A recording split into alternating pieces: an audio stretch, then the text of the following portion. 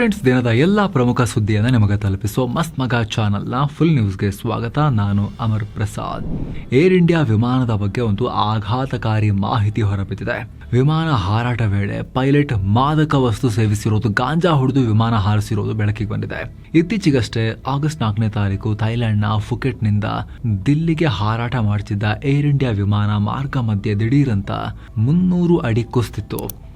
ಆರಂಭದಲ್ಲಿ ಟರ್ಬ್ಯುಲೆನ್ಸ್ನಿಂದ ಹೀಗಾಯಿತು ಅಂತ ಏರ್ ಇಂಡಿಯಾ ಹೇಳಿತ್ತು. ಆಮೇಲೆ ತಾಂತ್ರಿಕ ದೋಷದಿಂದ ಹೀಗಾಯಿತು ಅಂತ ತನಿಖೆಯಲ್ಲಿ ಬಯಲಾಗಿದೆ ಅಂತ ಇನ್ನೊಂದು ರಿಪೋರ್ಟ್ ಬಂದಿತ್ತು. ಇದರ ಬೆನ್ನಲ್ಲೇ ಈಗ ಶಾಕಿಂಗ್ ವಿಚಾರ ಏನು ಗೊತ್ತಾ? ಆ ವಿಮಾನದಲ್ಲಿದ್ದ pilot in command doping test ನಡೆದಾಗ ಪಾಸಿಟಿವ್ ಬಂದಿದೆ. ಪೈಲಟ್ ಇನ್ ಕಮಾಂಡ್ ಗಾಂಜಾ ಹೊಡೆದಿದ್ದು ಲ್ಯಾಬ್ ಟೆಸ್ಟ್ನಲ್ಲಿ ಕನ್ಫರ್ಮ್ ಆಗಿದೆ ಅಂಥೇಳಿ ಈಗ ರಿಪೋರ್ಟ್ಸ್ ಬರ್ತಿವೆ. ಆಗಸ್ಟ್ 4ಕ್ಕೆ ಈ ಘಟನೆ ನಡೆದ ತಕ್ಷಣ ಇಬ್ಬರು ಪೈಲಟನ್ನು ಟೆಸ್ಟ್ಗೆ ಒಳಪಡಿಸಲಾಗಿತ್ತು. ಆರಂಭಿಕ ಟೆಸ್ಟ್ನಲ್ಲಿ ಕೋ ಪೈಲಟ್ ಟೆಸ್ಟ್ ನೆಗೆಟಿವ್ ಬಂದಿತ್ತು. ಆದರೆ ಪೈಲಟ್ ಇನ್ ಕಮಾಂಡ್ ಟೆಸ್ಟ್ ಮತ್ತಷ್ಟು ಪರಿಶೀಲಿಸಬೇಕು ಅಂಥೇಳಿ ಅನುಮಾನ ಬಂದು ಡೀಪಾಗಿ ಚೆಕ್ ಮಾಡಿದಾಗ, ಸ್ಯಾಂಪಲ್ ಕಲೆಕ್ಟ್ ಮಾಡಿ ಮತ್ತಷ್ಟು ಪರೀಕ್ಷೆ ಕಳಿಸ್ಕೊಟ್ಟಾಗ 2ನೇ ಲ್ಯಾಬ್ ಟೆಸ್ಟ್ನಲ್ಲೂ ಕೂಡ ಪೈಲಟ್ ಇನ್ ಕಮಾಂಡ್ ಮಾದಕ ವಸ್ತು ಸೇವಿಸಿರೋದು ಪಕ್ಕಾ ಆಗಿದೆ. ಈ ಬೆಳವಣಿಗೆ ಬೆನ್ನಲ್ಲೇ ಏರ್ ಇಂಡಿಯಾ ಸಿಇಒ ಕ್ಯಾಂಬೆಲ್ ವಿಲ್ಸನ್ರಿಗೆ ನಾಗರಿಕ ವಿಮಾನಯಾನ ಸಚಿವಾಲಯ ಸಮನ್ಸ್ ನೀಡಿದೆ. ವಿಮಾನಯಾನ ಸಚಿವ ಆರ್ ರಾಮಮೋಹನ್ ನಾಯ್ಡು, ನಾಗರಿಕ ವಿಮಾನಯಾನ ಕಾರ್ಯದರ್ಶಿ ಮತ್ತು ಡಿಜಿಸಿಎ ಅಧಿಕಾರಿಗಳು ಸೇರಿ ಚರ್ಚೆ ಮಾಡಿದ್ದಾರೆ. ಮೀಟಿಂಗ್ ನಂತರ ಮಾತನಾಡಿದ ಕ್ಯಾಂಬೆಲ್, ತನಿಖೆಯ ಸ್ಟೇಟಸ್ ಬಗ್ಗೆ ನಾವೀಗ ಅಪ್ಡೇಟ್ ಕೊಟ್ಟಿದ್ದೀವಿ. ಈ ಮಾಹಿತಿಯನ್ನು ಪಬ್ಲಿಕ್ ಮಾಡಬೇಕೋ ಬೇಡವೋ ಅನ್ನೋದು ನಾಗರಿಕ ವಿಮಾನಯಾನ ಸಚಿವರಿಗೆ ಬಿಟ್ಟ ವಿಚಾರ ಅಂತ ಹೇಳಿದ್ದಾರೆ. ಭಾರತದ ಡಿಜಿಸಿಎ ರೂಲ್ಸ್ ಪ್ರಕಾರ ವಿಮಾನ ಏನಾದರೂ ಇಂಥ ಅಪಘಾತಕ್ಕೀಡಾದರೆ ತಡ ಮಾಡದೆ ಆದಷ್ಟು ಬೇಗ ಡೋಪಿಂಗ್ ಟೆಸ್ಟ್ ಮಾಡಿಸಬೇಕು. ಜೊತೆಗೆ ಡಿಜಿಸಿಎ ನಿಯಮದ ಪ್ರಕಾರ ಮಾದಕ ವಸ್ತುವಾಗಲಿ ಮದ್ಯ ಆಗಲಿ ಡ್ಯೂಟಿ ಟೈಮ್ನಲ್ಲಿ ಸೇವಿಸೋದು ನಿಷಿದ್ಧ. ಇವುಗಳನ್ನು ಸೇವಿಸಿ 12 ಗಂಟೆಗಳು ಕಳೆದಿರಬೇಕು. ಹಾಗಂತ ಡೈರೆಕ್ಟಾಗಿ ಡ್ಯೂಟಿಗೆ ಜಾಯ್ನ್ ಆಗೋಕ್ಕೂ ಆಗಲ್ಲ. ಪೈಲಟ್ ಫಿಟ್ ಆಗಿದ್ದಾರಾ ಅಂತ ಟೆಸ್ಟ್ ಮಾಡಿಸ್ಬೇಕು. ಓಕೆ ಆದರೆ ಡ್ಯೂಟಿಗೆ ಜಾಯಿನ್ ಆಗ್ಬೋದು. ಇನ್ನು ಔಷಧಿ ತಗೊಂಡ್ರೂ ಕೂಡ ಡ್ಯೂಟಿಗೆ ಹೋಗೋ ಹಾಗಿಲ್ಲ. ಮೆಡಿಸಿನ್ ತಗೊಂಡಾಗಲೂ ಕೂಡ ಅದರ ಬಗ್ಗೆ ಏರ್ಲೈನ್ ಡಾಕ್ಟರ್ಗೆ ಇನ್ಫಾರ್ಮ್ ಮಾಡಿ ಅವರು ಓಕೆ ಮಾಡಿದ್ರೆ ಮಾತ್ರ ಹೋಗಬೇಕು. ಇನ್ನು ಮದ್ಯಪಾನ ಅಥವಾ ಮಾದಕ ವಸ್ತು ಸೇವಿಸಿದರೆ ದೇಹದಲ್ಲಿ ಅದರ ಕಾಂಟೆಂಟ್ ಎಷ್ಟು ಟೈಮ್ವರೆಗೆ ಇರುತ್ತೆ ಅಂಥೇಳಿ ಎಕ್ಸಾಕ್ಟಾಗಿ ಹೇಳಕ್ಕೆ ಬರಲ್ಲ. ಎಷ್ಟು ಪ್ರಮಾಣದಲ್ಲಿ ಸೇವನೆ ಆಗಿದೆ, ಫುಡ್ ಇಂಟೇಕ್, ಒಬ್ಬ ವ್ಯಕ್ತಿಯ ದೇಹದ ಸೈಜ್, ಮೆಟಬಲಿಸಮ್ ಮೇಲೂ ಕೂಡ ಇದು ಡಿಪೆಂಡ್ ಆಗುತ್ತೆ. ಇನ್ನು ಗಾಂಜಾ ವಿಚಾರಕ್ಕೆ ಬಂದರೆ, ಮಾರಿಹುವಾನಾ ವಿಚಾರಕ್ಕೆ ಬಂದರೆ ಅದು ನಿಷಿದ್ಧ. ಭಾರತದಲ್ಲಿ ಅದರ ಮೇಲೆ ಬ್ಯಾನ್ ಇದೆ NDPS ಆ್ಯಕ್ಟ್ ಪ್ರಕಾರ. ಅದನ್ನು ಯಾವ ಸಂದರ್ಭದಲ್ಲಿ ತಗೊಂಡ್ರೂ ಕೂಡ ಈಗಿರೋ ಕಾನೂನು ಪ್ರಕಾರ ಅದು ಅಪರಾಧ. ಏನೇ ಆದರೂ ಕೂಡ ಸ್ನೇಹಿತರೆ, 145 ಪ್ರಯಾಣಿಕರನ್ನು ಹೊತ್ತು ಆಕಾಶದಲ್ಲಿ ಹಾರೋ ವಿಮಾನದ ಪೈಲಟ್ ಗಾಂಜಾ ಹೊಡ್ಕೊಂಡು ಹೋಗಿ ವಿಮಾನ ಹಾರಿಸಿದ್ರೆ ಏನರ್ಥ? ಒಂದು ವ್ಯವಸ್ಥೆ ಹೇಗಿದೆ ಹಾಗಾದರೆ ನಮ್ಮ ಏವಿಯೇಷನ್ ಇಂಡಸ್ಟ್ರಿಯಲ್ಲಿ? ಯಾವ ಧೈರ್ಯದ ಮೇಲೆ ಜನ ವಿಮಾನ ಹತ್ತಬೇಕಾಗಾದ್ರೆ? ಇದರ ಬಗ್ಗೆ ತುಂಬಾ ಗಂಭೀರವಾದ ಚರ್ಚೆ ದೇಶದಲ್ಲಿ ಆಗಲೇಬೇಕು. ಏನು, ಕೇಂದ್ರದ FCRA ಬಿಲ್ ವಿರುದ್ಧ ತಮಿಳುನಾಡು ವಿಧಾನಸಭೆಯಲ್ಲಿ ಮಹತ್ವದ ನಿರ್ಣಯ ಪಾಸ್ ಮಾಡಲಾಗಿದೆ. ಮುಖ್ಯಮಂತ್ರಿ ಸಿ ಜೋಸೆಫ್ ವಿಜಯ್ ನೇತೃತ್ವದ TVK ಸರ್ಕಾರ ಬಿಲ್ ಅನ್ನು ವಾಪಸ್ ಪಡೆಯುವಂತೆ ಕೇಂದ್ರವನ್ನ ಒತ್ತಾಯಿಸಿದೆ. ಶಾಲಾ ಶಿಕ್ಷಣ ಸಚಿವ ಎ ರಾಜಮೋಹನ್ ನಿರ್ಣಯವನ್ನು ಮಂಡಿಸಿದ್ರು. ಈ ಬಿಲ್ನಿಂದ ಅಲ್ಪಸಂಖ್ಯಾತರು ನಡೆಸುವ ಶೈಕ್ಷಣಿಕ ಹಾಗೂ ಸಾಮಾಜಿಕ ಸಂಸ್ಥೆಗಳಿಗೆ ಭಾರಿ ಪೆಟ್ಟು ಬೀಳುತ್ತೆ ಅನ್ನೋದು ಸರ್ಕಾರದ ಆರೋಪ. ಈ ನಿರ್ಣಯಕ್ಕೆ DMK AIADMK ಬೆಂಬಲ ಕೊಟ್ಟರೆ ಏಕೈಕ ಬಿಜೆಪಿ ಶಾಸಕ ಭೋಜರಾಜನ್ ವಿರೋಧಿಸಿ ವಾಕೌಟ್ ಮಾಡಿದ್ರು. ತಮಿಳುನಾಡು ಮಾತ್ರ ಅಲ್ಲ, ಈಶಾನ್ಯ ರಾಜ್ಯಗಳಲ್ಲೂ ಕೂಡ ಬಿಲ್ಗೆ ವಿರೋಧ ವ್ಯಕ್ತಪಡಿಸಲಾಗಿದೆ. ವಿಶೇಷ ಅಂದರೆ ಕೇಂದ್ರದಲ್ಲಿ ಬಿಜೆಪಿಯ ಮಿತ್ರ ಪಕ್ಷವಾಗಿರೋ NDPP ನಾಯಕ ಹಾಗೂ ನಾಗಾಲ್ಯಾಂಡ್ CM ನೈಫ್ಯೂ ರಿಯೋ ಅವರೇ ಈ ಬಿಲ್ ಬಗ್ಗೆ ಅಪಸ್ವರ ಎತ್ತಿದ್ದಾರೆ. ಹಾಗೆ ಗೃಹ ಮಂತ್ರಿ ಅಮಿತ್ ಶಾ ಹಾಗೂ PMಗೆ ಪತ್ರವನ್ನು ಬರೆದಿದ್ದಾರೆ. ನಾಗಾಲ್ಯಾಂಡ್ನಲ್ಲಿ ಸುಮಾರು 90% ಕ್ರಿಶ್ಚಿಯನ್ಸ್ ಇದ್ದಾರೆ. ಹೀಗಾಗಿ ಇಲ್ಲಿನ ಶಾಲಾ ಕಾಲೇಜು, ಹಾಸ್ಪಿಟಲ್ ಮತ್ತು ಸಾಮಾಜಿಕ ಸೇವೆಗಳಲ್ಲಿ ಚರ್ಚ್ಗಳ ಪಾತ್ರ ಬಹಳ ದೊಡ್ಡದಿದೆ. ಈಗ ಕೇಂದ್ರ ತರ್ತಾ ಇರೋ ಈ ಹೊಸ ಬಿಲ್ನಿಂದ ಕ್ರಿಶ್ಚಿಯನ್ ಸಂಸ್ಥೆಗಳಿಗೆ ಬರೋ ವಿದೇಶಿ ದೇಣಿಗೆಗೆ ಕತ್ತರಿ ಬೀಳುತ್ತೆ ಅಂತ ಅವರು ಆರೋಪಿಸಿದ್ದಾರೆ. ಇದಕ್ಕೂ ಮುಂಚೆ ಮಿಜೋರಾಂ ಹಾಗೂ ಮೇಘಾಲಯ ರಾಜ್ಯಗಳು ಕೂಡ ಬಿಲ್ ವಿರುದ್ಧ ಧ್ವನಿ ಎತ್ತಿದ್ವು. ಇದಕ್ಕೆ ಮುಖ್ಯ ಕಾರಣ ಈ ರಾಜ್ಯಗಳ ಜನಸಂಖ್ಯೆ ಗೇನ್. ಮಿಜೋರಾಂ 87%, ಮೇಘಾಲಯದಲ್ಲಿ 75% ಕ್ರಿಶ್ಚಿಯನ್ಸ್ ಇದ್ದಾರೆ. ಇತ್ತ ಕೇರಳ ಕೂಡ ಇದನ್ನು ವಿರೋಧಿಸಿತ್ತು. ಅಲ್ಲಿ 18ರಿಂದ 20% ಕ್ರಿಶ್ಚಿಯನ್ಸ್ ಇದ್ದಾರೆ. ಈ FCRA ಬಿಲ್ ಆಗಸ್ಟ್ 12ನೇ ತಾರೀಕು ಸಂಸತ್ನಲ್ಲಿ ಚರ್ಚೆಗೆ ಬರೋ ಲೆಕ್ಕಾಚಾರ ಇತ್ತು. ಆದರೆ ಕೆಲವು ಕಡೆಗಳಿಂದ ತೀವ್ರ ವಿರೋಧ ಹಿನ್ನೆಲೆಯಲ್ಲಿ ಬಿಲ್ ಚರ್ಚೆಗೆ ಕೇಂದ್ರ ಸರ್ಕಾರ ಇನ್ನೂ ಕೂಡ ಪಬ್ಲಿಕ್ಲಿ ಅನೌನ್ಸ್ ಆಗಿರೋ ಒಂದು ಟೈಮನ್ನು ಫಿಕ್ಸ್ ಮಾಡಿ ಅನೌನ್ಸ್ ಮಾಡಿಲ್ಲ. ಹೀಗಾಗಿ ಈ ಅಧಿವೇಶನದಲ್ಲಿ ಬಿಲ್ ಪಾಸ್ ಆಗುತ್ತಾ ಇಲ್ವಾ ಅನ್ನೋ ಕ್ವಶನ್ ಇದೆ ಈಗ. ಮತ್ತೊಂದು ಕಡೆ ತಮಿಳುನಾಡು ಅಸೆಂಬ್ಲಿಯಲ್ಲಿ ಮೆಡಿಕಲ್ ಎಂಟ್ರೆನ್ಸ್ ಎಕ್ಸಾಮ್ ಆಗಿರೋ ನೀಟನ್ನು ರದ್ದು ಮಾಡಿ ಅಂತ ಅಲ್ಲಿನ ಸರ್ಕಾರ ಇನ್ನೊಂದು ನಿರ್ಣಯವನ್ನು ಕೂಡ ಪಾಸ್ ಮಾಡಿದೆ. ಆರೋಗ್ಯ ಸಚಿವ KG ಅರುಣ್ ರಾಜ್ ನಿರ್ಣಯ ಮಂಡಿಸಿದ್ರು. 12ನೇ ತರಗತಿ ಅಂಕಗಳ ಆಧಾರದ ಮೇಲೆ ಮೆಡಿಕಲ್ ಅಡ್ಮಿಷನ್ ಕೊಡಿ ಅಂತ ಕೇಂದ್ರಕ್ಕೆ ರಿಕ್ವೆಸ್ಟ್ ಮಾಡ್ಕೊಂಡಿದ್ದಾರೆ. ನೀಟ್ನಿಂದ ಗ್ರಾಮೀಣ ಹಾಗೂ ಬಡ ವಿದ್ಯಾರ್ಥಿಗಳಿಗೆ ಅನ್ಯಾಯ ಆಗ್ತಾ ಇದೆ ಅನ್ನೋದು ಸರ್ಕಾರದ ವಾದ. ಈ ನಿರ್ಣಯಕ್ಕೂ ವಿಪಕ್ಷಗಳು ಬೆಂಬಲ ಕೊಟ್ಟಿದ್ದು, ಏಕೈಕ ಬಿಜೆಪಿ ಶಾಸಕ ಎಗೇನ್ ಇದರಲ್ಲೂ ಕೂಡ ವಿರೋಧ ವ್ಯಕ್ತಪಡಿಸಿದ್ದಾರೆ ನಿರ್ಣಯಕ್ಕೆ. ಕಾವೇರಿ ನೀರು ಹಂಚಿಕೆ ವಿಚಾರದಲ್ಲಿ ರಾಜ್ಯಕ್ಕೆ ಮತ್ತೆ ದೊಡ್ಡ ಶಾಕ್ ಎದುರಾಗಿದೆ. ಮುಂದಿನ 15 ದಿನಗಳ ಕಾಲ ತಮಿಳುನಾಡಿಗೆ ಪ್ರತಿದಿನ 12,000 ಕ್ಯೂಸೆಕ್ ನೀರು ಬಿಡಿ ಅಂತ ಕಾವೇರಿ ನೀರು ನಿಯಂತ್ರಣ ಸಮಿತಿ CWRC ಆದೇಶ ಕೊಟ್ಟಿದೆ. ದಿಲ್ಲಿಯಲ್ಲಿ ನಡೆದ ಮೀಟಿಂಗ್ನಲ್ಲಿ ನಮ್ಮ ರಾಜ್ಯದ ಅಧಿಕಾರಿಗಳು ಡ್ಯಾಂಗಳ ವಾಸ್ತವವನ್ನು ವಿವರಿಸಿದ್ರು. ಆದರೂ ಕೂಡ ಭವಿಷ್ಯದ ಮಳೆ ಮತ್ತು ನೀರಿನ ಲೆಕ್ಕಾಚಾರ ಇಟ್ಕೊಂಡು ಈ ಶಿಫಾರಸು ಮಾಡಲಾಗಿದೆ. ಆಗಸ್ಟ್ 10ರವರೆಗಿನ ವರದಿಯಂತೆ ಬಿಳಿಗುಂಡ್ಲು ಮೂಲಕ ಈಗ ಆಲ್ರೆಡಿ 9 TMC ನೀರು ತಮಿಳುನಾಡಿಗೆ ಹರಿದಿದೆ. ಈಗಿನ ಹೊಸ ಆದೇಶದ ಪ್ರಕಾರ ನೀರು ಬಿಟ್ಟರೆ ತಮಿಳುನಾಡಿಗೆ ಹರಿಯುವ ಒಟ್ಟು ನೀರು 16 TMCಗೆ ತಲುಪುತ್ತೆ. ಇದರ ಬಗ್ಗೆ CM DK ಶಿವಕುಮಾರ್ ರಿಯಾಕ್ಟ್ ಮಾಡಿದ್ದಾರೆ. ನಾವು ರೈತರ ಹಿತವನ್ನು ಕಾಪಾಡಬೇಕು, ಹಾಗೆ ಕೋರ್ಟ್ ಆದೇಶವನ್ನು ಕೂಡ ಪಾಲಿಸಬೇಕು. ಈ ಎರಡನ್ನೂ ಮೈಂಡಲ್ಲಿ ಇಟ್ಕೊಂಡು ನೀರಾವರಿ ಸಚಿವರೊಂದಿಗೆ ಚರ್ಚೆ ಮಾಡಿ ನಿರ್ಧಾರ ಮಾಡ್ತೀವಿ ಅಂತ CM ಹೇಳಿದ್ದಾರೆ. ಈ ಶಿಫಾರಸಿನ ಬಗ್ಗೆ ಅಂತಿಮ ನಿರ್ಧಾರ ಕೈಗೊಳ್ಳೋಕೆ ಕಾವೇರಿ ನೀರು ನಿರ್ವಹಣಾ ಪ್ರಾಧಿಕಾರ ಮಹತ್ವದ ಮೀಟಿಂಗ್ ಕರೆದಿದೆ. ಈ ಮೀಟಿಂಗ್ನಲ್ಲೂ ಕೂಡ ತಮಿಳುನಾಡಿಗೆ ನೀರು ಹರಿಸುವಂತೆ ಕಾವೇರಿ ನೀರು ನಿರ್ವಹಣಾ ಸಮಿತಿ ನೀಡಿದ್ದ ಆದೇಶವನ್ನು ಕಾವೇರಿ ನೀರು ನಿರ್ವಹಣಾ ಪ್ರಾಧಿಕಾರ ಎತ್ತಿ ಹಿಡಿದಿದೆ. ಹಾಗೆ ತಮಿಳುನಾಡಿಗೆ ಮುಂದಿನ 15 ದಿನ ಪ್ರತಿದಿನ 12,000 ಕ್ಯೂಸೆಕ್ ನೀರು ಹರಿಸುವಂತೆ ಸೂಚಿಸಿದೆ. ರಾಜ್ಯದ ಪರವಾಗಿ ಮೀಟಿಂಗ್ನಲ್ಲಿ ಪಾಲ್ಗೊಂಡಿದ್ದ ನೀರಾವರಿ ಇಲಾಖೆಯ ಹೆಚ್ಚುವರಿ ಮುಖ್ಯ ಕಾರ್ಯದರ್ಶಿ ಗೌರವ್ ಗುಪ್ತಾ ಮಾತನಾಡಿದರು. ನಾವು ಸಮರ್ಥವಾಗಿ ವಾದ ಮಂಡಿಸಿದ್ವಿ, ಆದರೂ ನೀರು ಬಿಡುಗಡೆ ಮಾಡೋಕೆ ಆದೇಶ ಕೊಟ್ಟಿದ್ದಾರೆ. ಹೀಗಾಗಿ ಇದರಿಂದ ನಮಗೆ ಅನ್ಯಾಯ ಆಗಿದೆ ಅಂತ ಹೇಳಿದ್ದಾರೆ. ಇದೆಲ್ಲದರ ಸಾಧಕ ಬಾಧಕಗಳ ಬಗ್ಗೆ ಬುಧವಾರ ನೀರಾವರಿ ಅಧಿಕಾರಿಗಳೊಂದಿಗೆ ಮೀಟಿಂಗ್ ಮಾಡಲಾಗುತ್ತೆ. ಸುಪ್ರೀಂ ಕೋರ್ಟ್ಗೆ ಹೋಗೋದ್ರ ಬಗ್ಗೆ ನಿರ್ಧಾರ ಆಮೇಲೆ ಮಾಡ್ತೀವಿ ಅಂತ CM ಹೇಳಿದ್ದಾರೆ. ಒಂದು ವೇಳೆ ಸುಪ್ರೀಂ ಕೋರ್ಟ್ಗೆ ಹೋದರೆ ರಾಜ್ಯ ಸರ್ಕಾರ ಅಲ್ಲಿ ವಾಡಿಕೆಗಿಂತ ಈ ಸಲ ರಾಜ್ಯದಲ್ಲಿ ಕಮ್ಮಿ ಮಳೆಯಾಗಿದೆ. ಹೀಗಾಗಿ ನಮ್ಮ ರಾಜ್ಯದಲ್ಲೇ ಸರಿಯಾಗಿ ನೀರಿಲ್ಲದೆ ಇದ್ರೂ ಕೂಡ ತಮಿಳುನಾಡಿಗೆ ಹೇಗೆ ಬಿಡೋದು ನಾವು ಅಂತ ವಾದ ಮಾಡೋಕೆ ತಯಾರಾಗ್ತಿರೋ ಲೆಕ್ಕಾಚಾರಗಳಿವೆ. ಜಾರ್ಖಂಡ್ನಲ್ಲಿ ಪರೀಕ್ಷಾ ಅಕ್ರಮ ಖಂಡಿಸಿ ನಡೀತಾ ಇರೋ ವಿದ್ಯಾರ್ಥಿಗಳ ಪ್ರತಿಭಟನೆ ಮತ್ತಷ್ಟು ಜೋರಾಗ್ತಾ ಇದೆ. ವಿದ್ಯಾರ್ಥಿಗಳ ಮೇಲಿನ ಪೊಲೀಸ್ ದೌರ್ಜನ್ಯ ಖಂಡಿಸಿ ಬಿಜೆಪಿ ಮಂಗಳವಾರ ಜಾರ್ಖಂಡ್ ಬಂದ್ಗೆ ಕರೆ ಕೊಟ್ಟಿತ್ತು. ಈ ಹಿನ್ನೆಲೆಯಲ್ಲಿ ರಾಂಚಿ ಸೇರಿದ ಹಾಗೆ ರಾಜ್ಯದ ಪ್ರಮುಖ ನಗರಗಳಲ್ಲಿ ಬಹುತೇಕ ಶಾಲಾ ಕಾಲೇಜು ಅಂಗಡಿ ಮುಗ್ಗಟ್ಟು ಬಂದ್ ಆಗಿದ್ವು. ಬಿಜೆಪಿಯವರು ರಸ್ತೆಯಲ್ಲಿ ಟೈರ್ಗೆ ಬೆಂಕಿ ಹಚ್ಚಿ ರಾಂಚಿ ಪಾಟ್ನಾ ಹೆದ್ದಾರಿಯನ್ನೆಲ್ಲ ತಡೆದು ಭಾರಿ ಪ್ರತಿಭಟನೆ ಮಾಡಿದ್ದಾರೆ. ಮತ್ತೊಂದು ಕಡೆ ವಿಧಾನಸಭೆಗೆ ಮುತ್ತಿಗೆ ಹಾಕೋಕೆ ಪ್ರಯತ್ನ ಪಟ್ಟ ABVP ಕಾರ್ಯಕರ್ತರನ್ನ ಪೊಲೀಸರು ವಶಕ್ಕೆ ಪಡೆದಿದ್ದಾರೆ. ಇತ್ತ 9 ದಿನಗಳಿಂದ ಉಪವಾಸ ಸತ್ಯಾಗ್ರಹ ನಡೆಸ್ತಾ ಇದ್ದ ವಿದ್ಯಾರ್ಥಿ ನಾಯಕ ದೇವೇಂದ್ರನಾಥ್ ಮಹತೋ ಆರೋಗ್ಯ ಗಂಭೀರ ಆಗಿದೆ. ಅವರನ್ನ ಸ್ಥಳೀಯ ಆಸ್ಪತ್ರೆಗೆ ದಾಖಲಿಸಲಾಗಿದೆ. ಜಾರ್ಖಂಡ್ ಆರೋಗ್ಯ ಸಚಿವ ಇರ್ಫಾನ್ ಅನ್ಸಾರಿ ಮೀಟ್ ಆಗಿದ್ದಾರೆ ಅವ್ರನ್ನ. ಆತ CJP ಸಂಸ್ಥಾಪಕ ಅಭಿಜಿತ್ ದೀಪ್ಗೆ ದೇವೇಂದ್ರನಾಥ್ ಮಹತೋ ಅವರಿಗೆ ವಿಡಿಯೋ ಕಾಲ್ ಮಾಡಿ ಆರೋಗ್ಯ ವಿಚಾರಿಸಿದ್ದಾರೆ. ಹಾಗೆ ಪ್ರತಿಭಟನೆ ಸಂಬಂಧ ಧೈರ್ಯ ತುಂಬಿದಾರಂತೆ. ಕಾಂಗ್ರೆಸ್ ಸರ್ಕಾರದ ಬೆಂಬಲ ಇರೋ ಜಾರ್ಖಂಡ್ನ ಈ ರಾಜ್ಯ ಸರ್ಕಾರದ ದೌರ್ಜನ್ಯವನ್ನ, ವಿದ್ಯಾರ್ಥಿಗಳ ಮೇಲಿನ ಲಾಠಿ ಚಾರ್ಜ್ ಅನ್ನ ಕಾಂಗ್ರೆಸ್ ನಾಯಕ, ವಿಪಕ್ಷ ನಾಯಕರು ಆಗಿರೋ ರಾಹುಲ್ ಗಾಂಧಿ ಖಂಡಿಸಿದ್ದಾರೆ. ಆದ್ರೂ ಕೂಡ ರಾಹುಲ್ ಗಾಂಧಿ ಖಂಡಿಸ್ತೀನಿ ಅಂತ ಹೇಳಿದ್ರು ಕೂಡ ಬರೀ ಬಾಯಿ ಮಾತು ಯಾಕೆ? ರಾಹುಲ್ ಗಾಂಧಿ ಯಾಕೆ ಜಾರ್ಖಂಡ್ ಸರ್ಕಾರದ ವಿಚಾರದಲ್ಲಿ ಏನು ಆಕ್ಷನ್ ತಗೊಳ್ತಾ ಇಲ್ಲ, ನೀವ್ಯಾಕೆ ಬೆಂಬಲ ವಾಪಸ್ ಪಡಿತಿಲ್ಲ ಅನ್ನೋ ಅರ್ಥದಲ್ಲಿ ಬಿಜೆಪಿ ಪ್ರಶ್ನೆ ಮಾಡಿದೆ. ಇದೇ ವಿಚಾರಕ್ಕೆ ಸಂಬಂಧಪಟ್ಟಂತೆ ಮಂಗಳವಾರ ದಿಲ್ಲಿಯ ಸಂಸತ್ ಭವನದ ಗೇಟ್ ಮುಂದೆ NDA ಹಾಗೂ INDIA ಒಕ್ಕೂಟದ ಸದಸ್ಯರ ನಡುವೆ ವಾಕ್ಸಮರ ಆಗಿದೆ.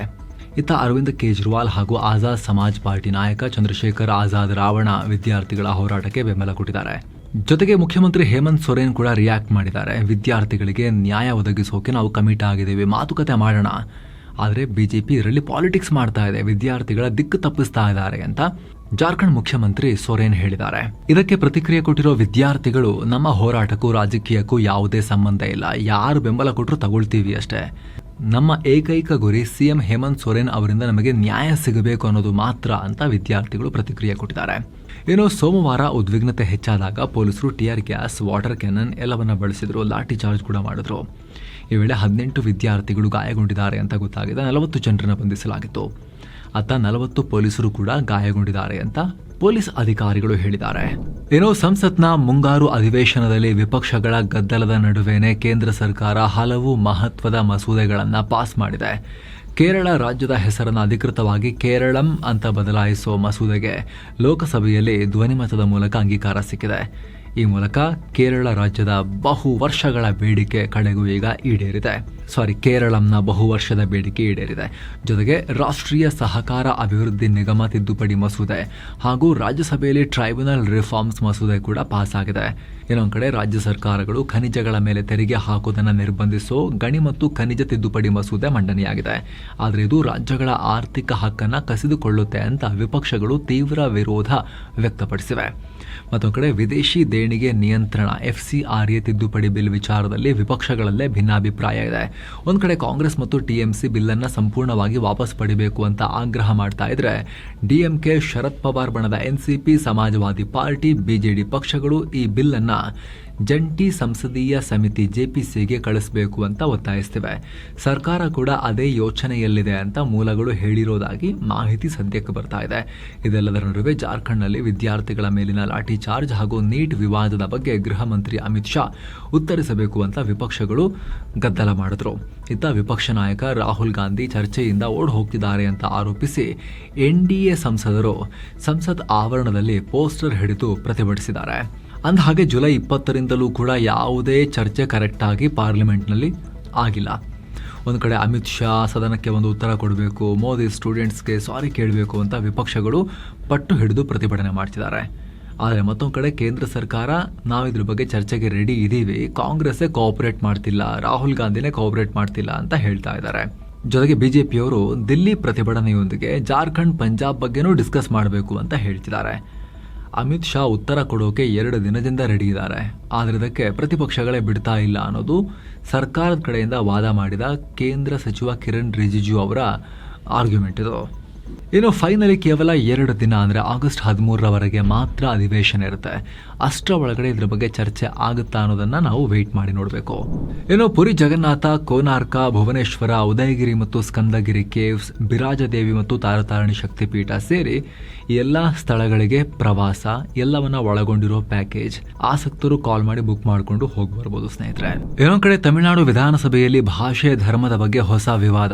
ತಮಿಳು ಭಾಷೆ ನನಗೆ ಕಲಿಸದೇ ಇರೋದನ್ನ ನನಗೆ ನನ್ನ ಕ್ರಿಶ್ಚಿಯನ್ ಧರ್ಮ ಕಲಿಸಿದೆ ಅನ್ನೋ ಅರ್ಥದಲ್ಲಿ ಹಣಕಾಸು ಸಚಿವ ಜೋಸೆಫ್ ವಿಜಯ್ ಸರ್ಕಾರದ ಹಣಕಾಸು ಸಚಿವ ಮೇರಿ ವಿಲ್ಸನ್ ಮಾತನಾಡಿದ್ರು. ಇದು ಭಾರಿ ವಿವಾದಕ್ಕೆ ಕಾರಣ ಆಗಿದೆ. ಬಜೆಟ್ ಮಂಡಿಸುವ ವೇಳೆ ಫಿನಾನ್ಸ್ ಮಿನಿಸ್ಟರ್ ಹೆಚ್ಚು ಇಂಗ್ಲಿಷ್ ಬಳಸಿದ್ದನ್ನ MDMK ಶಾಸಕ TM ರಾಜೇಂದ್ರನ್ ಟೀಕಿಸಿದ್ರು. ಇದಕ್ಕೆ ರೊಚ್ಚಿಗೆದ್ದ ಮಿನಿಸ್ಟರ್ ಮೇರಿ ವಿಲ್ಸನ್, ನಾನು ಹುಟ್ಟಿನಿಂದಲೇ ಕ್ರಿಶ್ಚಿಯನ್, ನನ್ನ ಧರ್ಮ ನನಗೆ ಪ್ರೀತಿ, ಶಾಂತಿ, ಕರುಣೆ ಕಲಿಸಿದೆ. ಎಷ್ಟೇ ತಮಿಳು ಓದಿದ್ರೂ ಕೂಡ ಕೆಲವರಿಗೆ ಈ ಮೌಲ್ಯ ಅರ್ಥ ಆಗಲ್ಲ ಅನ್ನೋ ತಿರುಗೇಟು ಕೊಟ್ಟಿದ್ದಾರೆ. ಹಾಗೆ ತನಗೆ ಭಾಷೆಗಿಂತ ಆಡಳಿತ ಮುಖ್ಯ ಅಂತ ಹೇಳಿದ್ದಾರೆ. ಇದಕ್ಕೆ ತಮಿಳುನಾಡಿನ ವಿಪಕ್ಷಗಳು ತೀವ್ರ ಆಕ್ರೋಶ ವ್ಯಕ್ತಪಡಿಸಿವೆ. ಏನೋ ತಮಿಳುನಾಡಿನಲ್ಲಿ ಮುಖ್ಯಮಂತ್ರಿ ವಿಜಯ್ ಎಲ್ಲಾ ಕಡೆ ಸಿನಿಮಾ ಇಂಡಸ್ಟ್ರಿ ಅವರಿಗೆ ಚಾನ್ಸ್ ಕೊಡ್ತಿರೋದು ಕೋಲಾಹಲಕ್ಕೆ ಕಾರಣ ಆಗಿದೆ. ಈ TVK ಸರ್ಕಾರ ಫಿಲ್ಮಿ ಆಗ್ತಾ ಇದೆ ಫುಲ್, ಮುಖ್ಯಮಂತ್ರಿಯಿಂದ ಹಿಡಿದು ಬೇರೆಲ್ಲ ಕಡೆ. ಈಗ ಬಿಗಿಲ್ ಮತ್ತು ಗೋಟ್ ಸಿನಿಮಾಗಳ ಪ್ರೊಡ್ಯೂಸರ್ ಅರ್ಚನಾ ಕಲ್ಪಾಟಿ ಅವ್ರನ್ನ ದೇವಸ್ಥಾನಗಳ ಟ್ರಸ್ಟಿ ನೇಮಕ ಸಮಿತಿಯ ಮೆಂಬರನ್ನಾಗಿ ನೇಮಕ ಮಾಡಲಾಗಿದೆ. ಇದಕ್ಕೂ ಮುನ್ನ ತಮ್ಮ ಆಪ್ತ ಕಾರ್ಯದರ್ಶಿ, ದಿಲ್ಲಿಯ ವಿಶೇಷ ಪ್ರತಿನಿಧಿ ಹಾಗೂ MGR ಫಿಲ್ಮ್ ಇನ್ಸ್ಟಿಟ್ಯೂಟ್ ಹುದ್ದೆಗಳಿಗೂ ಕೂಡ CM ವಿಜಯ್ ತಮ್ಮ ಆಪ್ತ ಸಿನಿಮಾ ರಂಗದವರನ್ನೇ ಕರ್ಕೊಂಬಂದು ಕೂರಿಸ್ಕೊಂಡಿದ್ರು. ಹೀಗಾಗಿ ಸರ್ಕಾರದ ಈ ನಡೆಗೆ ವಿಪಕ್ಷಗಳು ತೀವ್ರ ಆಕ್ರೋಶ ವ್ಯಕ್ತಪಡಿಸಿವೆ. ಅದರಲ್ಲೂ ಅಣ್ಣಾ DMK ನಾಯಕ RB ಉದಯ್ ಕುಮಾರ್ ಇನ್ನೂ ಒಂದು ಹೆಜ್ಜೆ ಮುಂದಕ್ಕೆ ಹೋಗಿ ವಿಜಯ್ ಅವರು ನಟಿ ತ್ರಿಷಾಗೆ DCM ಪಟ್ಟ ಯಾವಾಗ ಕಟ್ತಾರೆ ಅಂತ ಜನ ಕಾಯ್ತಾ ಇದ್ದಾರೆ ಅನ್ನೋ ಕಾಮೆಂಟ್ ಮಾಡಿದ್ದಾರೆ. ಇದಕ್ಕೆ ಮತ್ತೆ ರೊಚ್ಚಿಗೆದ್ದು ಪ್ರತಿಕ್ರಿಯೆ ಕೊಟ್ಟಿರೋ ನಟಿ ತ್ರಿಷಾ, ಈ ವಯಸ್ಸಲ್ಲಿ ಇಂಥ ಡ್ರಾಮಾ ಮಾಡೋದು ನಿಮಗೆ ನಾಚಿಕೆಗೇಡಿನ ಸಂಗತಿ. ಹೋಗಿ 4 ಕಾಸು ಸಂಪಾದನೆ ಮಾಡ್ಕೊಂಡು ನೆಮ್ಮದಿಯಾಗಿರಿ, ನನ್ನನ್ನು ಯಾಕೆ ಕೇಳ್ಕೊಂಬರ್ತೀರಾ ಅನ್ನೋ ಥರದಲ್ಲಿ ತ್ರಿಷಾ ಕೌಂಟರ್ ಕೊಟ್ಟಿದ್ದಾರೆ. ಇನ್ನು ನೀಟ್ ವಿವಾದದ ಬಳಿಕ ಭಾರತದ ಉನ್ನತ ಶಿಕ್ಷಣ ಇಲಾಖೆಯ ಹೈಯರ್ ಎಜುಕೇಷನ್ ಮಿನಿಸ್ಟ್ರಿಯ ಹೊಸ ಸೆಕ್ರೆಟರಿಯನ್ನಾಗಿ ದೀಪ್ತಿ ಗೌರ್ ಮುಖರ್ಜಿ ಅವ್ರನ್ನ ನೇಮಕ ಮಾಡಲಾಗಿದೆ. ಈ ಹಿಂದೆ ವಿವಾದ ಆಗ್ತಿದ್ದ ಟೈಮ್ನಲ್ಲಿ ಅಧಿಕಾರಿಗಳನ್ನ ಟ್ರಾನ್ಸ್ಫರ್ ಮಾಡಲಾಗಿತ್ತು. ನಿಮಗೆಲ್ಲ ಗೊತ್ತು. ತಾತ್ಕಾಲಿಕವಾಗಿ ವಿನೀತ್ ಜೋಶಿ ಅವ್ರನ್ನ ಮೂವ್ ಮಾಡಿ ನರೇಶ್ ಪಾಲ್ ಗಂಗ್ವಾರ್ ಅವ್ರನ್ನ ಕಳಿಸಲಾಗಿತ್ತು. ಆದರೆ ಈಗ ಫೈನಲಿ ಅಲ್ಲೊಂದಷ್ಟು ಗೊಂದಲ ಎಲ್ಲ ಆಯಿತು, ಇಂಟರ್ನಲ್ ಅಡ್ಮಿನಿಸ್ಟ್ರೇಟಿವ್ ಕನ್ಫ್ಯೂಷನ್ಸ್. ಈಗ ಫೈನಲಿ ದೀಪ್ತಿ ಗೌರ್ ಮುಖರ್ಜಿ ಅವ್ರನ್ನ ಹೊಸ ಹೈಯರ್ ಎಜುಕೇಷನ್ ಸೆಕ್ರೆಟರಿಯಾಗಿ ನೇಮಕ ಮಾಡಲಾಗಿದೆ.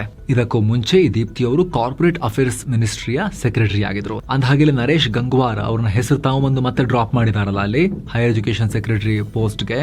1994 ಬ್ಯಾಚ್ನ IAS ಆಫೀಸರ್ ಇವರು. ಅವ್ರ ಫ್ಯಾಮಿಲಿ ಮೇಲೆ ಏನೋ ಆರೋಪ ಬಂತು ಅಂತ ಹೇಳಿದ್ರೆ, ಸರ್ಕಾರದ ಸ್ಕೀಮ್ ಅಡಿಯಲ್ಲಿ ಸೌತೆಕಾಯಿ ಬೆಳೆಯೋಕ್ಕೆ 1 ಕೋಟಿ ರೂಪಾಯಿ ಆಗೋದಕ್ಕೆ ಸಬ್ಸಿಡಿ ತಗೊಂಡು ಅವ್ರು ಸುದ್ದಿಯಾಗಿದ್ರು. ಬಹುಶಃ ಅದು ರೀಸನ್ ಇರ್ಬೋದಾ, ಮತ್ತೊಂದಷ್ಟು ಏನಕ್ಕೆ ಸುಮ್ಮನೆ ವಿವಾದ ಮೇಲೆ ಹಾಕೊಳ್ಳೋದು ಅಂಥೇಳಿ. ಇವ್ರ ನೇರ ಪಾತ್ರ ಇತ್ತು ಅಂತಲ್ಲ, ಇವ್ರ ಫ್ಯಾಮಿಲಿಯವ್ರ ಮೇಲೆ. ಒಟ್ಟಲ್ಲಿ ಅವರಿಗೆ ಆ ಪೋಸ್ಟ್ ಸಿಕ್ಕಿಲ್ಲ, ಹೊಸ ಅಧಿಕಾರಿ ಬಂದಿದ್ದಾರೆ ಅಲ್ಲಿಗೆ. ಇನ್ನು ಬೆಂಗಳೂರಿನ ಕಂಠೀರವ ಸ್ಟುಡಿಯೋ ಹಾಗೂ ಡಾಕ್ಟರ್ ರಾಜ್ಕುಮಾರ್ ಪುಣ್ಯಭೂಮಿ ಬಳಿ ನಡೀತಾ ಇದ್ದ ಅಂಡರ್ ಪಾಸ್ ಕಾಮಗಾರಿ ವೇಳೆ ದುರಂತ ಉಂಟಾಗಿದೆ. ಮಂಗಳವಾರ ಸುಮಾರು 20 ಅಡಿ ಆಳದ ಗುಂಡಿಯಲ್ಲಿ ಕಾರ್ಮಿಕರು ಕೆಲಸ ಮಾಡುತ್ತಿದ್ದಾಗ ಏಕಾಏಕಿ ಮಣ್ಣಿನ ತಡೆಗೋಡೆ ಕುಸಿದು ಬಿದ್ದಿದೆ. ಪರಿಣಾಮ 5 ಕಾರ್ಮಿಕರು ಮಣ್ಣಿನ ಕೆಳಗೆ ಸಿಲುಕಿ ಒದ್ದಾಡಿದ್ದಾರೆ. ಈ ಪೈಕಿ ಒಬ್ಬ ಕಾರ್ಮಿಕ ಮೃತಪಟ್ಟಿದ್ದಾರೆ. ಕೂಡಲೇ ಎಚ್ಚೆತ್ತ ಸಿಬ್ಬಂದಿ ಹಾಗೂ ಸಾರ್ವಜನಿಕರು ಮೂವರನ್ನ ಸೇಫ್ ಆಗಿ ಹೊರತೆಗೆಯುವಲ್ಲಿ ಯಶಸ್ವಿಯಾಗಿದ್ದಾರೆ. ಒಬ್ಬ ಕಾರ್ಮಿಕ ಫುಲ್ ನ್ಯೂಸ್ ರೆಕಾರ್ಡ್ ಆಗೋ ಈ ಟೈಮ್ನಲ್ಲೂ ಮಣ್ಣಡಿಯಲ್ಲೇ ಸಿಕ್ಕಿದ್ದು ಕಾರ್ಯಾಚರಣೆ ಮುಂದುವರೆದಿತ್ತು. ಇನ್ನು ಚುನಾವಣಾ ಆಯೋಗದ SIR ವೇಳೆ ಬೆಂಗಳೂರಿನ ವೋಟರ್ ಲಿಸ್ಟ್ನಿಂದ ಪ್ರಕಾಶ್ ರಾಜ್ ಹೆಸರು ರಿಮೂವ್ ಆಗಿದೆ. ಈ ಬಗ್ಗೆ ಪ್ರಕಾಶ್ ರಾಜ್ ವಿಡಿಯೋ ಮಾಡಿದ್ದಾರೆ. ವೋಟ್ ಹಾಕೋ ಹಕ್ಕು ಕಳ್ಕೊಂಡ 65 ಲಕ್ಷ ಜನರಲ್ಲಿ ನಾನು ಒಬ್ಬ. ಇದೊಂದು ದೊಡ್ಡ ಜೋಕ್ ಅಂತ ಹೇಳಿದ್ದಾರೆ. ನಾನು ಹುಟ್ಟಿ ಬೆಳೆದಿದ್ದು ಇದೇ ಬೆಂಗಳೂರಲ್ಲಿ, ಇಲ್ಲಿಂದಲೇ MP ಎಲೆಕ್ಷನ್ಗೂ ನಿಂತಿದ್ದೆ. ಆದರೂ ನನ್ನ ಹಕ್ಕನ್ನು ತಗೊಂಡಿದ್ದಾರೆ, ಇದನ್ನು ವಾಪಸ್ ಪಡಿತೀನಿ ಅಂತ ಹೇಳಿದ್ದಾರೆ. ಆದರೆ SIR ಟೈಮ್ನಲ್ಲಿ ಅವರು ಪಾಲ್ಗೊಂಡಿದ್ರ, ಮನೇಲಿದ್ರ, ಅದಕ್ಕೆ ಪ್ರತಿಕ್ರಿಯೆ ಕೊಟ್ಟಿದ್ರ, ಹೇಗೆ ರಿಮೂವ್ ಆಯಿತು ಅದ್ರ ಬಗ್ಗೆ ಅವರು ಪ್ರಕಾಶ್ ರಾಜ್ ಅವರು ಸರಿಯಾಗಿ ಕ್ಲಾರಿಫಿಕೇಶನ್ ಕೊಡಲಿಲ್ಲ. ಏನೋ ಬೀದರ್ನ ಹುಮ್ನಾಬಾದ್ ಕೈಗಾರಿಕಾ ಪ್ರದೇಶದಲ್ಲಿ ಜಲ ಮಾಲಿನ್ಯ ಮಾಡ್ತಾ ಇದ್ದ 3 ಫ್ಯಾಕ್ಟರಿಗಳನ್ನು ತಕ್ಷಣ ಕ್ಲೋಸ್ ಮಾಡಿ ಅಂತ ರಾಜ್ಯ ಸರ್ಕಾರ ಹೇಳಿದೆ. ಈ ಕಾರ್ಖಾನೆಗಳ ಕೆಮಿಕಲ್ ತ್ಯಾಜ್ಯವನ್ನು ನೇರವಾಗಿ ಗುರುಗಂಗಾ ಮತ್ತು ಮಾಂಜ್ರಾ ನದಿಗಳಿಗೆ ಬಿಡಲಾಗಿತ್ತು. ಇದರಿಂದ ಕುಡಿಯೋ ನೀರು ಕಲುಷಿತಗೊಂಡು ಜನ ಹಾಗೂ ಜಾನುವಾರುಗಳಿಗೆ ರೋಗ ಹರಡ್ತಾ ಇತ್ತು. ಈ ಬಗ್ಗೆ ಜನ ಸೇವ್ ಗುರುಗಂಗಾ ಅಂತ ಹೇಳಿ ಪ್ರತಿಭಟನೆ ಮಾಡಿದ ಹಿನ್ನೆಲೆಯಲ್ಲಿ ಜಿಲ್ಲಾ ಉಸ್ತುವಾರಿ ಸಚಿವ ಈಶ್ವರ್ ಖಂಡ್ರೆ ಕ್ರಮ ತಗೊಂಡಿದ್ದಾರೆ. 2-3 ಇಂಡಸ್ಟ್ರಿಗಳನ್ನ ಮುಚ್ಚೋಕೆ DCಗೆ ಸೂಚಿಸಿದ್ದು 24 ಗಂಟೆ ಒಳಗಡೆ ರಿಪೋರ್ಟ್ ಕೇಳಿದ್ದಾರೆ. ಈ ನಡುವೆ ಬೆಂಗಳೂರಲ್ಲಿ ರಾಜ್ಯ ಆಹಾರ ಸುರಕ್ಷತಾ ಅಧಿಕಾರಿಗಳ ಕಾರ್ಯಾಚರಣೆ ಮುಂದುವರೆದಿದೆ. ಕಳೆದ 3 ದಿನಗಳಲ್ಲಿ ಒಟ್ಟು 60 ಸ್ಟಾರ್ ಹೋಟೆಲ್ನಿಂದ 1 ಟನ್ ಎಕ್ಸ್ಪೈರ್ ಮತ್ತು ಕೊಳೆತು ಹೋಗಿರುವ ಆಹಾರವನ್ನು ಸೀಸ್ ಮಾಡಲಾಗಿದೆ. ಬೆಂಗಳೂರಿನ 3 ಸ್ಟಾರ್ 5 ಸ್ಟಾರ್ ಹೋಟೆಲ್ಗಳಿಂದ ಇವುಗಳನ್ನು ಸೀಸ್ ಮಾಡಲಾಗಿದೆ. ಒಟ್ಟು 77 ಫುಡ್ ಸ್ಯಾಂಪಲ್ಗಳನ್ನು ಸಂಗ್ರಹಿಸಿ ಲ್ಯಾಬ್ಗೆ ಕಳಿಸಲಾಗಿದೆ.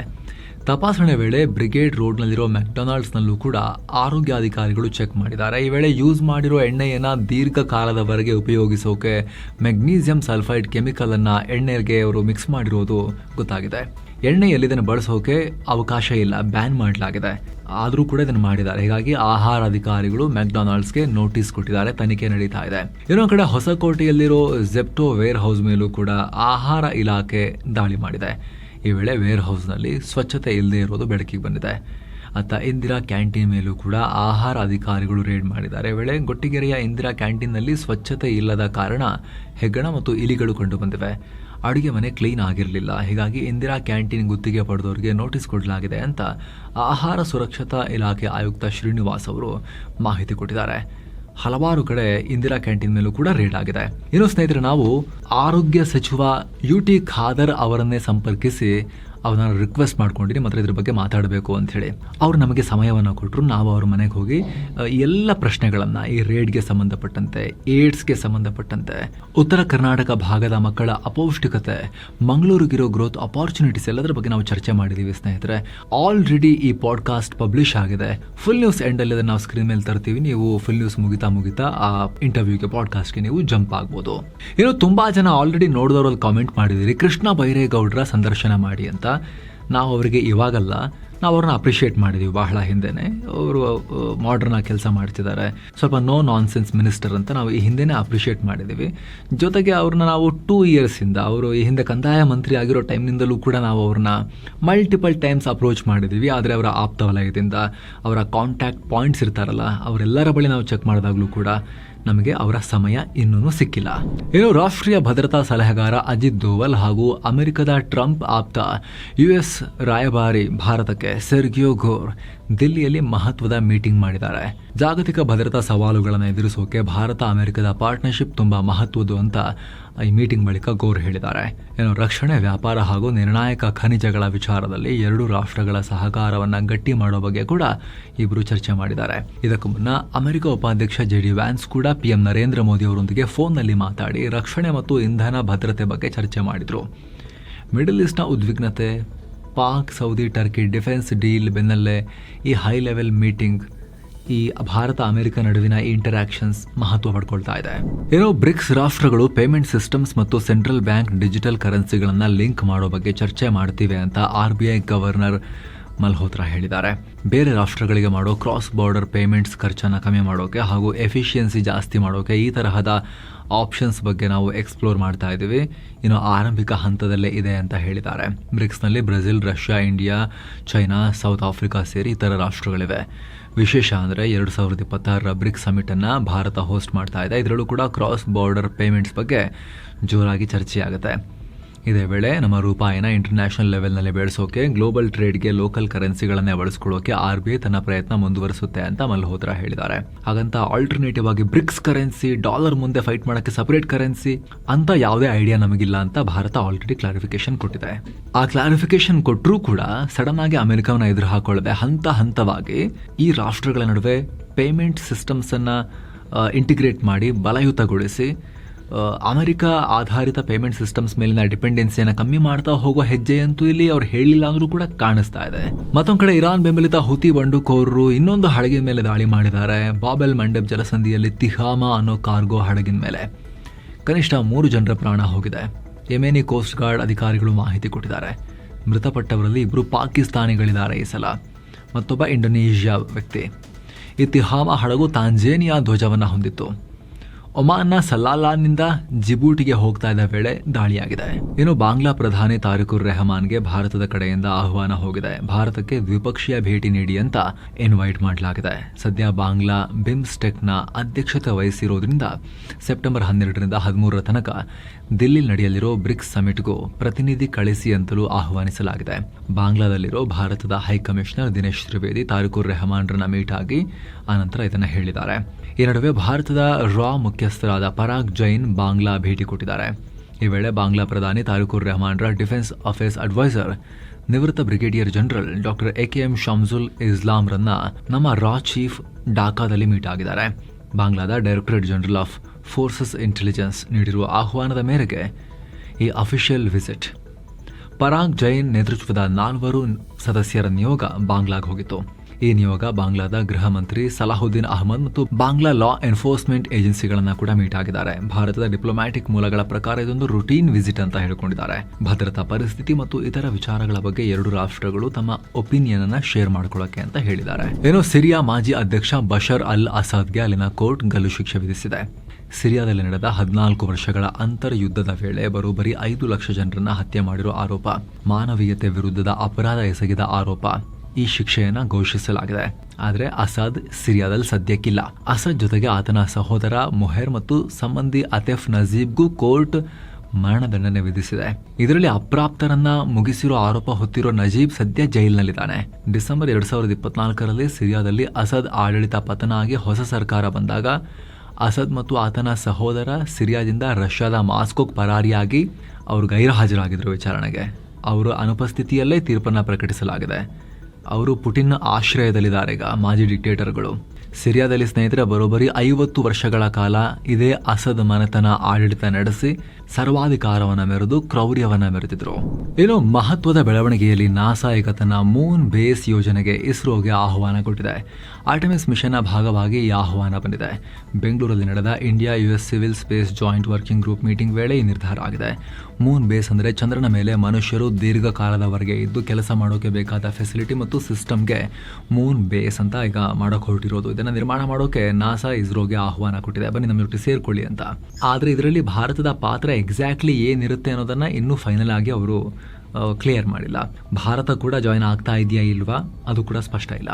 ಇನ್ನೊಂದು ಕಡೆ ಭಾರತದ ಸ್ಪೇಸ್ ಸೆಕ್ಟರ್ನಲ್ಲಿ ಮತ್ತೊಂದು ದೊಡ್ಡ ಬೆಳವಣಿಗೆಯಾಗಿದೆ. ತಮಿಳುನಾಡಿನ ಕುಲಶೇಖರಪಟ್ಟಿನಂನಲ್ಲಿ 950 ಕೋಟಿ ರೂಪಾಯಿ ಮೌಲ್ಯದ ಸ್ಮಾಲ್ ಸ್ಯಾಟಲೈಟ್ ಲಾಂಚ್ ಕಾಂಪ್ಲೆಕ್ಸ್ ನಿರ್ಮಾಣ ಹಂತದಲ್ಲಿದೆ. ಬಾಹ್ಯಾಕಾಶ ಇಲಾಖೆ ಅಡಿಯಲ್ಲಿ ಇದು ಡೆವಲಪ್ ಆಗ್ತಾ ಇದೆ. ಇದರ ಆಪರೇಷನ್ ಮತ್ತು ಮ್ಯಾನೇಜ್ಮೆಂಟನ್ನು ಪ್ರೈವೇಟ್ ಕಂಪನಿಗಳಿಗೆ ಹಸ್ತಾಂತರ ಮಾಡೋಕೆ ಕೇಂದ್ರ ಸರ್ಕಾರ ಪ್ಲಾನ್ ಮಾಡ್ತಿದೆ. ಇದಕ್ಕಾಗಿ ಭಾರತದ ಪ್ರೈವೇಟ್ ಕಂಪನಿಗಳನ್ನ ಇನ್ವೈಟ್ ಮಾಡಲಾಗಿದೆ. ಏನೋ ರಾಷ್ಟ್ರೀಯ ಭದ್ರತಾ ಸಲಹೆಗಾರ ಅಜಿತ್ ದೋವಲ್ ಅವರ ಅಂಡರ್ ಕವರ್ ಏಜೆಂಟ್ ಅಂತ ಸುಳ್ಳು ಹೇಳಿಕೊಂಡು ಜನರನ್ನ ಮೋಸ ಮಾಡ್ತಿದ್ದ ವ್ಯಕ್ತಿಯನ್ನ ಬಿಹಾರ ಪೊಲೀಸರು ಬಂಧಿಸಿದ್ದಾರೆ. ಈತನನ್ನ ಮನೀಶ್ ಕುಮಾರ್ ಗುಪ್ತಾ ಅಲಿಯಾಸ್ ಚಿಕ್ಕು ಅಂತ ಗುರುತಿಸಲಾಗಿದೆ. ಚಿಕ್ಕನ್ ತಗೊಂಡೋಗಿ ಶೇಕ್ ಮಾಡ್ತಿದ್ದಾರೆ, ಮಿಲ್ಕ್ ಶೇಕ್. ಬಿಹಾರದ ಕಕಡಿಯಾ ಪೊಲೀಸರು, ಡಿಸ್ಟ್ರಿಕ್ಟ್ ಇಂಟೆಲಿಜೆನ್ಸ್ ಯೂನಿಟ್ ಮತ್ತು ಗೋಗ್ರಿ ಪೊಲೀಸರು ಸೇರ್ಕೊಂಡು ಹಿಡಿದು ಹಾಕಿದ್ದಾರೆ ತನ್ನ ಕಳ್ಳ. ಈ ಮನೀಶ್ ಗುಪ್ತಾ IAS ಆಫೀಸರ್ ಅಂತ ಫೇಕ್ ಐಡೆಂಟಿಟಿ ಕಾರ್ಡ್ ಇಟ್ಕೊಂಡು ಓಡಾಡ್ತಿದ್ದ. ಅಜಿತ್ ದೋವಲ್ ಗೊತ್ತಾ ನಿಮಗೆ, ನಮ್ದು ಇಂಡಿಯನ್ ಬಾಂಡ್, ಅವರೊಟ್ಟಿಗೆ ನಾನು ಈ ಸೀಕ್ರೆಟ್ ಆಪರೇಷನ್ಸ್ ಮಾಡ್ತಾ ಇದ್ದೀನಿ, ರಹಸ್ಯ ಕಾರ್ಯಾಚರಣೆ ಮಾಡ್ತಾ ಇದ್ದೀನಿ ಅಂತ ಸುಳ್ಳು ಹೇಳಿದ್ದ.